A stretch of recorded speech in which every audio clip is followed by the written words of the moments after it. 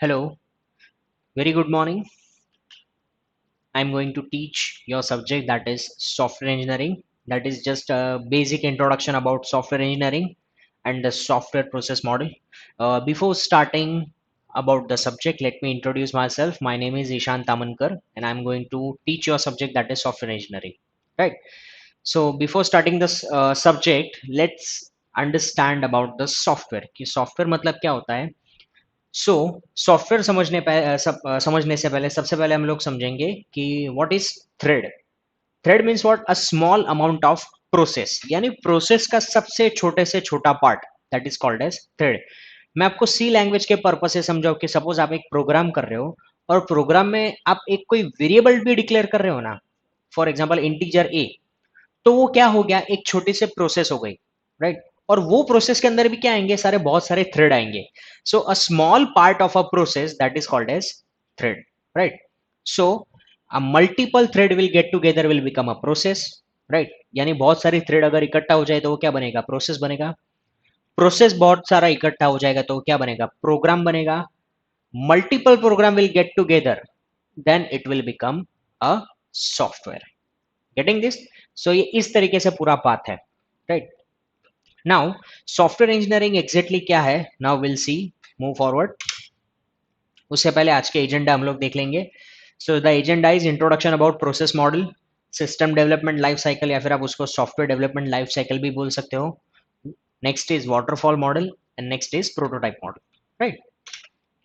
So introduction about process model. Software engineering must follow some strategic that includes the process method, tools, and the generic phases. This strategy is referred as a process model or a software engineering paradigm. It means what? कि जब भी आप software develop कर रहे हो, जब भी आप सॉफ्टवेयर डेवलप कर रहे हो, राइट, तो आपको ये चीज ध्यान रखनी चाहिए कि उसके अंदर ये जो चार पैराडिगम है वो आपको कंपलसरी फॉलो करने हैं, right. That is process, method, tools and generic faces. Generally ऐसा नहीं होता कि आपको जब भी कोई सॉफ्टवेयर बनाने के लिए आपको रिक्वायरमेंट मिल रही है तो आप कैसे भी उसको बनाना चालू कर दोगे, no. There are some specific rules and regulation, some protocols are there which you must have to follow, right. For example मुझे एक छोटी सी वेबसाइट अगर बनानी है, होम बेस्ड वेबसाइट बनानी है, तो उसके लिए ऑब्वियसली मैं कुछ 5-6 GB का सॉफ्टवेयर नहीं बना दूंगा, right. Because it will take too much space, जो शायद तक मेरा पीसी या फिर मेरा लैपटॉप उसको सपोर्ट ना भी करे, राइट। सो उसके जो रूल्स एंड रेगुलेशन है, प्रोसेस है, मैथड्स है, टूल्स है, उसके अकॉर्डिंग ही हमें सॉफ्टवेयर को डिजाइन करना है, right. So software engineering, we have to follow some paradigm, right? Second point, process model is chosen based on the nature of a project, right? Method and tools to be used and control and deliverable that required. This is important point कि process model हमें कैसे choose करना चाहिए, based on the nature of a project. यानी अगर project छोटा है तो उसके अकॉर्डिंग वो टूल, उसके अकॉर्डिंग वो मॉडल सिलेक्ट करो।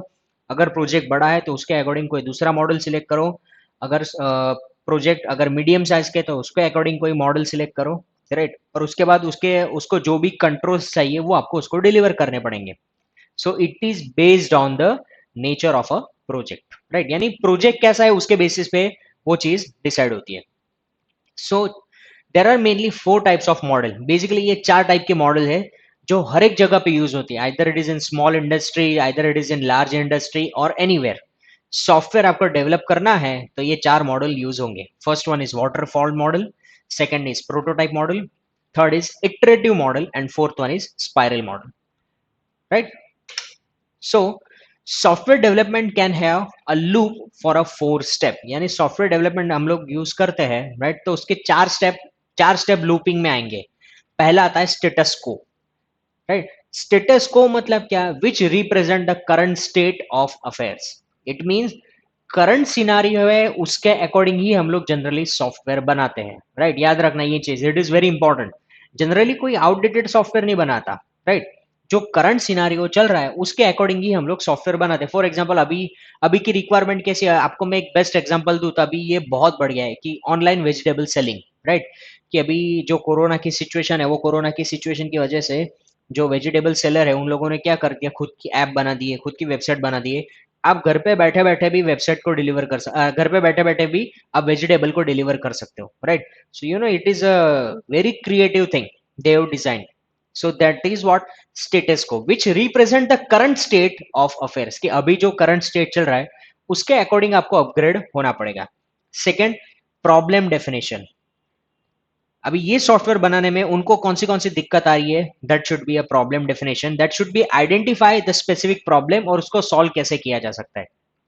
Third is technical development, solve the problem by applying some technology, right. कि अभी सॉफ्टवेयर डेवलप करना है तो फ्रंट एंड क्या लेना है, मुझे बैक एंड में क्या लेना है, ऐप बनानी है तो ऐप में एंड्रॉइड के बेस बनाऊंगा, आईओएस के बेस बनाऊंगा, right. That is the technical development. And last one is solution integration, यानी ये सारी चीज को मैं क्या करूंगा, इंटीग्रेट करूंगा यानी मर्ज करूंगा, राइट। सो ये चार लूप होते ही है कोई भी सॉफ्टवेयर डेवलप करने जाते हो तब। तो अभी हम लोग सीखेंगे सबसे पहला model, that is waterfall model. But before that we are going to see software development life cycle क्या है, एसडीएलसी या फिर system development life cycle. It is a cyclic form. सबसे पहले आता है प्लानिंग, फिर defining, designing, building, testing and development. Planning means what, सबसे पहले हम लोग कुछ चीज प्लान करते हैं, राइट। कि कैसे करना है, क्या करना है, उसका पूरा एक ब्लूप्रिंट बनाते हैं, पेपर वर्क करते हैं। पेपर वर्क करने के बाद उसको एक चार्ट या फिर एक पिक्चर फॉर्मेट में उसको हम लोग लेके आते हैं। फिर उसका डिजाइनिंग करना स्टार्ट करते हैं, फिर उसका कोडिंग स्टार्ट करते हैं। पूरा सॉफ्टवेयर बन जाने के बाद हम लोग क्या करते हैं, उसका टेस्टिंग करते हैं कि कहीं पे कुछ एरर तो नहीं, कुछ बग्स तो नहीं, कोई प्रॉब्लम तो नहीं। फिर उसके बाद कस्टमर को वो चीज डिलीवर करते हैं और ये चीज चलती रहती है। That's why it is called as system development life cycle. Now comes to the point, that is waterfall model. Now just see this diagram properly, right। ये डायग्राम से ही आप इसके बारे में पूरा आंसर प्रॉपरली लिख सकते हो, right. No need to rote learning कि वाटरफॉल मॉडल क्या होता है, उसमें मैं कैसे याद रखूंगा। आप एक वर्ड को जस्ट आइडेंटिफाई करो, वाटरफॉल। वाटरफॉल मतलब क्या, पानी का झरना। पानी का झरना कैसे गिरता है, टॉप टू बॉटम, ऊपर से नीचे गिरता है। नीचे से ऊपर कभी जाता है, नो, राइट। सेम कंसेप्ट यहाँ पे वाटरफॉल मॉडल में यूज हुआ है। सबसे पहला स्टेप है and it is a very important, that is requirement analysis. Requirement analysis के बाद आएगा डिजाइनिंग, डिजाइनिंग के बाद आएगा कोडिंग, कोडिंग के बाद आएगा टेस्टिंग, टेस्टिंग के बाद आएगा सपोर्ट एंड मेंटेनेंस, राइट। तो रिक्वायरमेंट एनालिसिस के बारे में हम लोग सीखते हैं। रिक्वायरमेंट एनालिसिस मतलब क्या होता है कि जब भी कोई सॉफ्टवेयर बनाना हो तो आप लोग क्या करोगे, कस्टमर के पास जाओगे और उसके पास से उसकी रिक्वायरमेंट गैदर करोगे। रिक्वायरमेंट गैदरिंग हम लोग कैसे करते हैं, generally with the help of meetings, conference, group discussion, right। This way we are going to create or gather the requirement, right। इस तरीके से हम लोग क्या करते हैं, रिक्वायरमेंट कस्टमर के पास से हम लोग लेते हैं। कैसे, आइदर ग्रुप डिस्कशन, मीटिंग करते हैं, कॉन्फ्रेंस करते हैं, राइट। जिससे हम लोग मैक्सिमम से मैक्सिमम हम लोग रिक्वायरमेंट गैदर कर सकते हैं। मेक श्योर दैट, और अब इस चीज को नोट डाउन कर लेना कि ये जो वाटरफॉल मॉडल है इसमें सबसे इंपॉर्टेंट फेस है requirement analysis.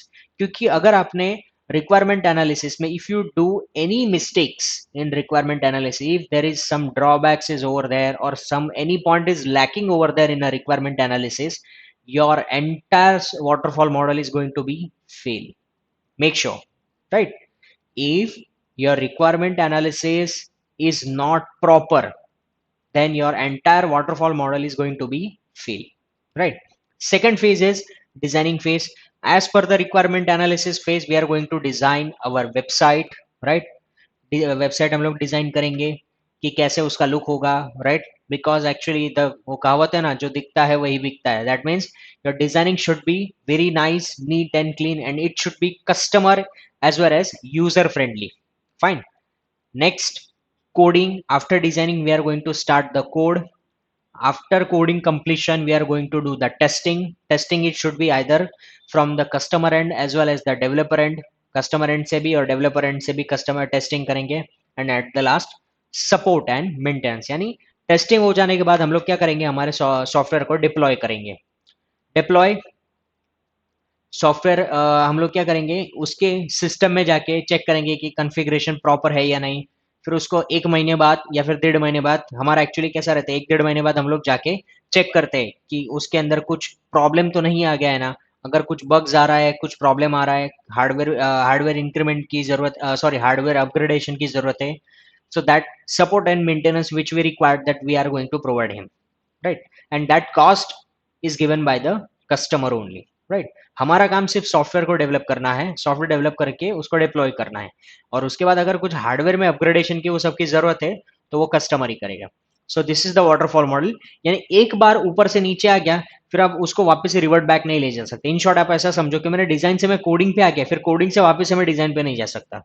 It will top to bottom, इसलिए हम लोग इसको बोलते हैं waterfall model, right? It will comes to top to bottom. Advantages: it provides the templates, it is widely used procedural model, it provides the it provides clear project objectives and stable project requirement which are essential for the quality software development. In this model the progress of the system is measurable, right? अब ये 4 point है, ये 4 point क्या कहते हैं हम लोग देखते हैं। It is a widely use procedural model, यानी इसकी जो स्पेसिफिक प्रोसीजर है हम लोगों को वही प्रोसीजर फॉलो करनी होती है, right? It provides the template, यानी ये सैंपल भी कुछ प्रोवाइड कर देता है, right?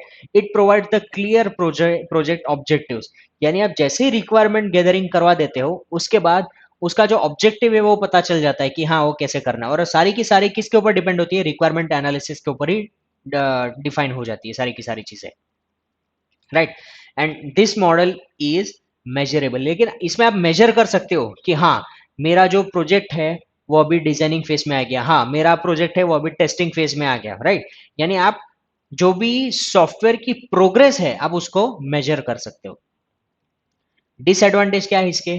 Changes can be cause confusion, project team confusion that project team can proceed, all the requirement must be predefined, customer must have patience as this model in a time consuming, backtracking is not possible, it leads to blocking state as the project team members must wait for the team members to complete the task, right? याद रखो। चलो first point क्या बोलता है?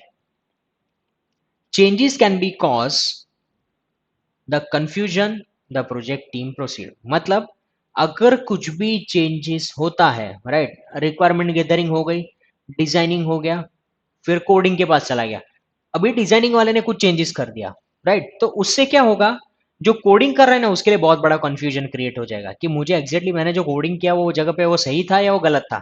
It will create a big trouble, right? Next point, all requirement must B pre defined, यानी आपकी requirement पहले से प्री डिफाइन होनी ही चाहिए, अगर वो नहीं है properly that means your entire waterfall model is going to be fail.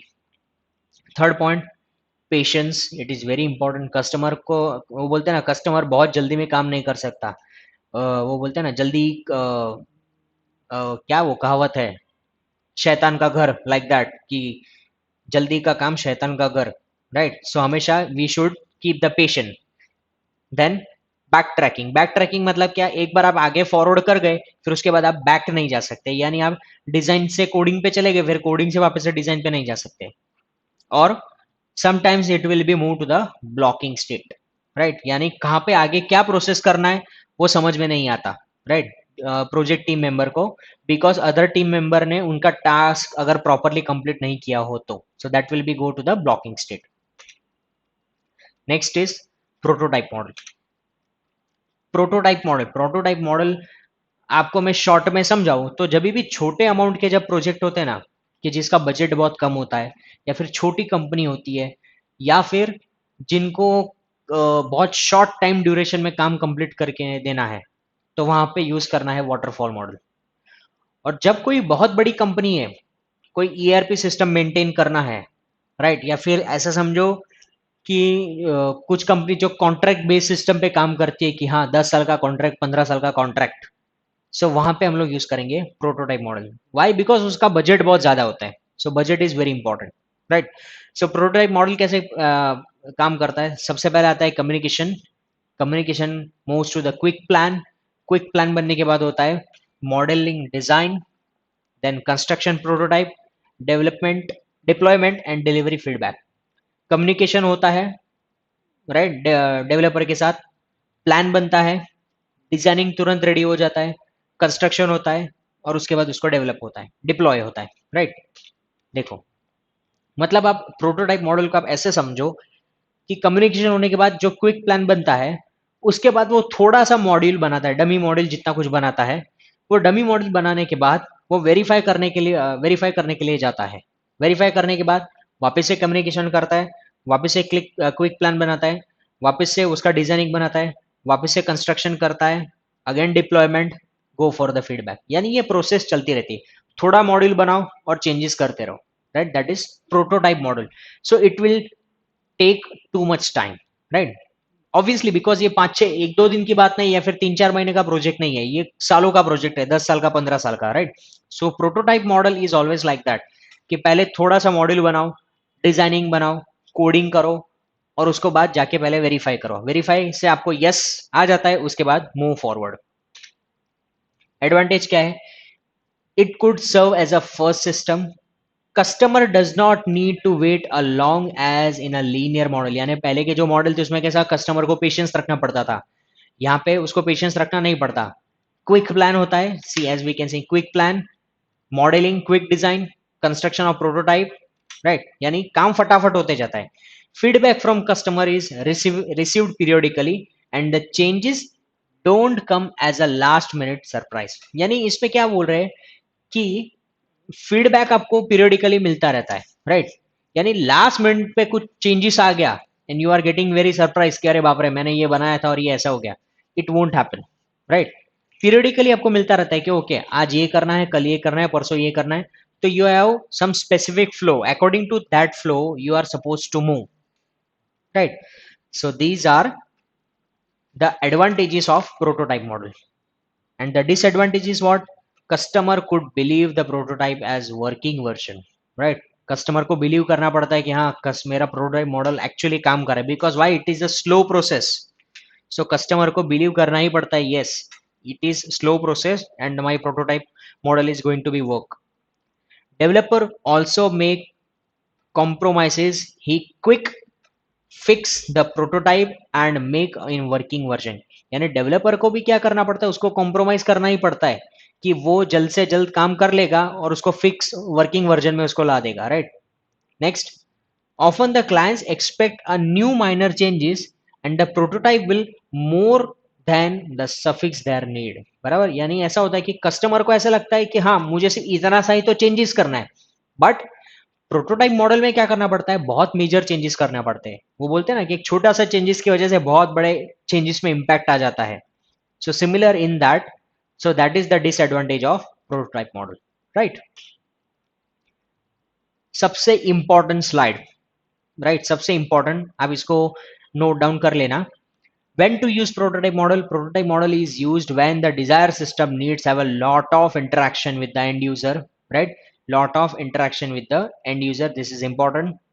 typically online system web interface have high amount of interaction। कब यूज होता है, online system web interface have high amount of interaction with and user are best suited for the prototype model. बस इतना याद रखो right. कहां पे use होगा, online system web interface have very high amount of interaction with the end user are best suited for the prototype model। And the last, prototype model ensures that the end user are constantly working with the system and provide the feedback which is incorporated in the prototype to result the usable system right। So prototype model क्या ensure करता है कि हाँ जो भी and user है वो constantly काम कर रहे हैं राइट, तब प्रोटोटाइप मॉडल यूज करते हैं। फॉर एग्जांपल मैं आपको प्रोटोटाइप का सबसे बेस्ट एग्जांपल मैं आपको दूं तो IRCTC, IRCTC that is Indian railway site. तो इंडियन रेलवे साइट्स पे आप देखो कि एक दिन में कम से कम 5-6 करोड़ लोग कुछ नहीं तो एटलीस्ट लॉग इन करके भी देख लेते होंगे कि हाँ ये कौन सी ट्रेन अवेलेबल है, कौन सी ट्रेन अवेलेबल नहीं, कितने लोग साइमल्टेनियसली एक्सेस करते हैं राइट। इवन उनके जो क्लाइंट्स होते हैं वो भी रिजर्वेशन करते हैं, वो भी कुछ नहीं तो एटलीस्ट कुछ स्टेटस भी जानने के लिए कि ट्रेन अभी कहाँ पे पहुंची वो। तो ये सारी चीजें साइमल्टेनियसली वर्क करते हैं, यूजर कॉन्स्टेंटली वर्क करता है, तो वहां पे वो जो आईआरसीटीसी की वेबसाइट जहां पे बनाई होगी ना, तो उसके लिए कौन सा मॉडल यूज किया होगा? Prototype model. Getting this? Next is iterative model. Iterative model is basically what? नाम से पता चलता है इटरेटिव, यानी जिसके अंदर कुछ ना कुछ इंक्रीमेंट होता रहता है. पहला फेज हो जाए इंक्रीमेंट होता है, दूसरा फेज हो जाए इंक्रीमेंट होता है, तीसरा फेज हो जाए इंक्रीमेंट होता है. It will move on and on and on. Right. चलो देखते हैं इसमें क्या होता है. इटरेटिव मॉडल में सबसे पहले आता है रिक्वायरमेंट. रिक्वायरमेंट के बाद पहले इटरेशन के पास जाता है बिल्ड वन. बिल्ड वन में हम लोग क्या करते हैं? रिक्वायरमेंट के बाद डिजाइनिंग एंड डेवलपमेंट कर देते हैं. उसके बाद टेस्टिंग, इम्प्लीमेंटेशन. इतना हुआ. सेकेंड बिल्ड में जाते हैं वापस से designing, development, testing, implementation. Third build में जाते हैं designing, development, testing and implementation. So इसको हम लोग इंक्रीमेंटल लाइफ साइकिल मॉडल भी बोलते हैं या फिर इटरेटिव मॉडल भी बोलते हैं. राइट. इंक्रीमेंटल लाइफ साइकिल और इटरेटिव मॉडल ऑल्सो. राइट. अभी देखो ये एक्चुअली काम क्या करता है. This software is first developed on a very small scale. It is a very important. याद रखना. This software is first developed on very small scale and all the steps are followed with which are taken into the consideration. Then on every next iteration, more features and modules are designed to coded, tested and added. यानी first point क्या बोल रहा है कि जो छोटे scale पे हम लोग सबसे पहले डिजाइन करते हैं, यानी सबसे पहले हम लोग एक छोटा सा डमी बनाते हैं. डमी बना के पहले टेस्टिंग करके चेक करते हैं. फिर उसके बाद दूसरा इटरेशन करते हैं, यानी वो जो डमी बन गया उसमें कुछ फीचर्स ऐड करते हैं. फीचर्स ऐड करने के बाद वापस से डिजाइन करते हैं, कोड करते हैं और उसको चेक करते हैं. थर्ड बिल्ड में क्या करते हैं? वापस से उसमें कुछ नए फीचर्स ऐड करेंगे, वापस से डिजाइनिंग करेंगे, कोड करेंगे, टेस्ट करेंगे. यानी each and every build we are going to what? Design, develop, test and implement.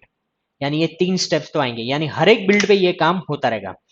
After each iteration the management team can do work on a risk management and prepare for the next iteration.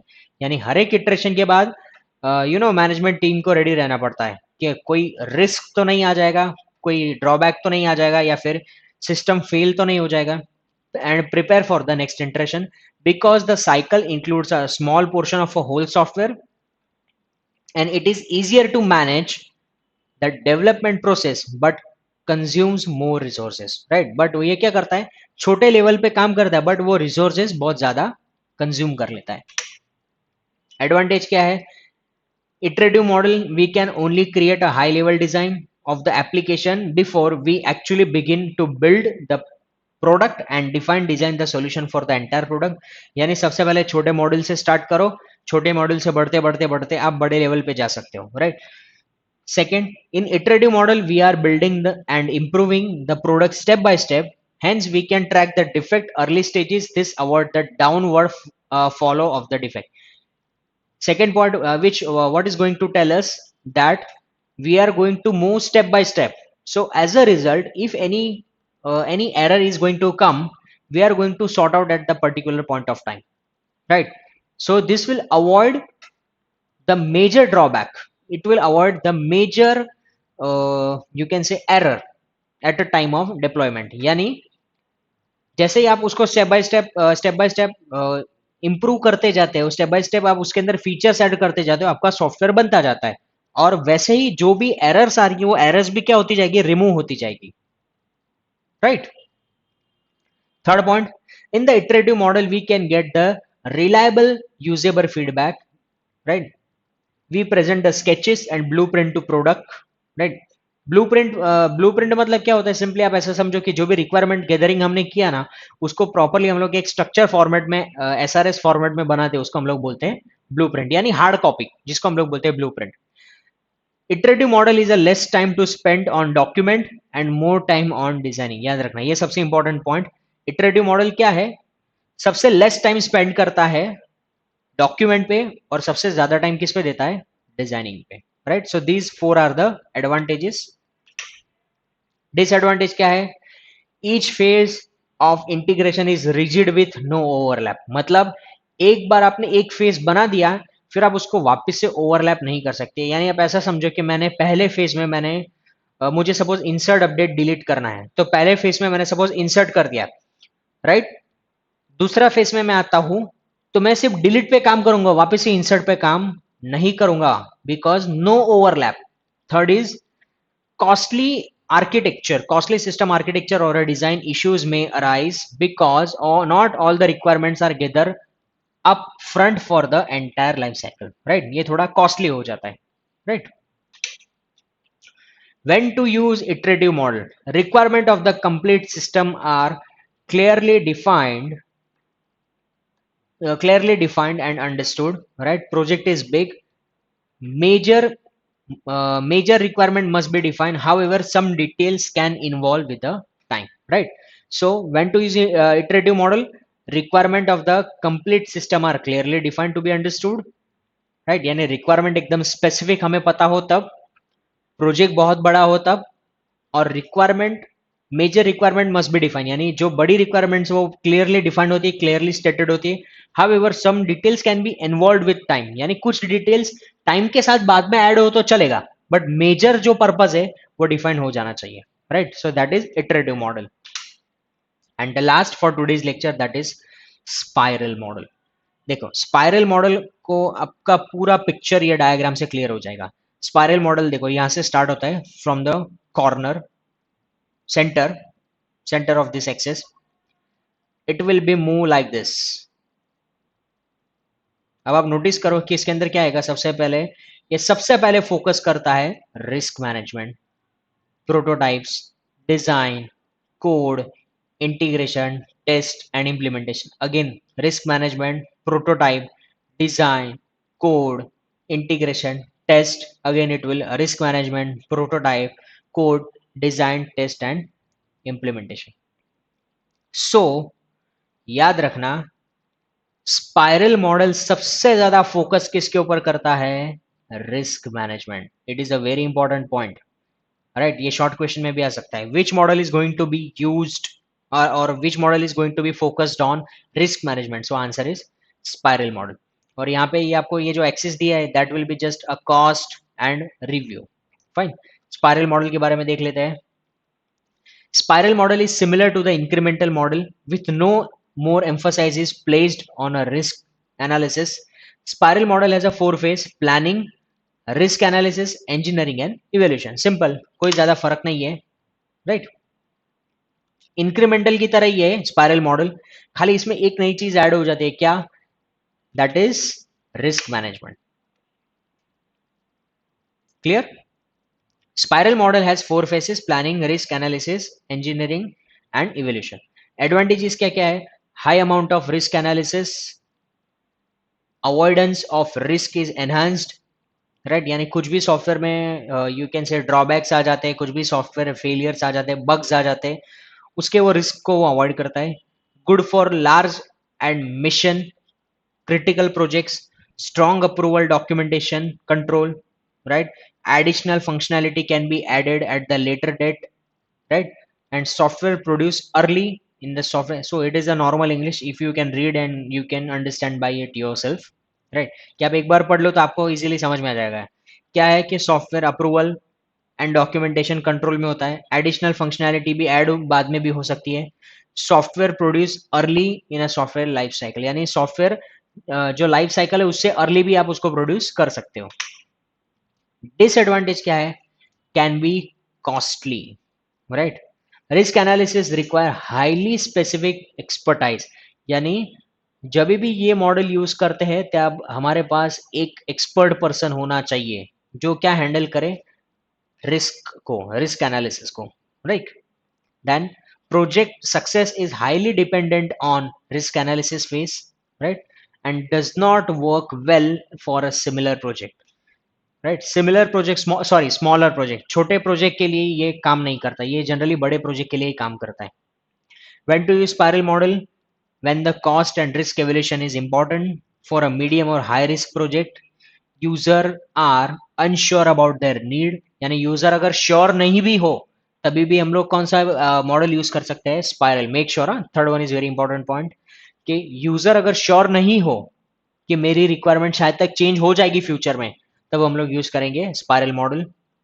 Requirement are complex and significant changes are expected, कि बाद में जब याद रखना in short कि research purpose के लिए use होता है ना, रिसर्च एंड एक्सप्लोरेशन, जो भी लोग साइंटिस्ट लोग या फिर आप ऐसे समझो जो पीएचडी स्कॉलर लोग हैं, वो लोग कौन सा मॉडल यूज करते हैं? स्पाइरल मॉडल यूज करते हैं। क्यों? क्योंकि फ्यूचर में चेंजेस हो सकता है। And last one is system analysis that we are going to see in next lecture. I hope you enjoy today's lecture. If you have any query, you can ask in our group. Fine. Okay. So bye bye.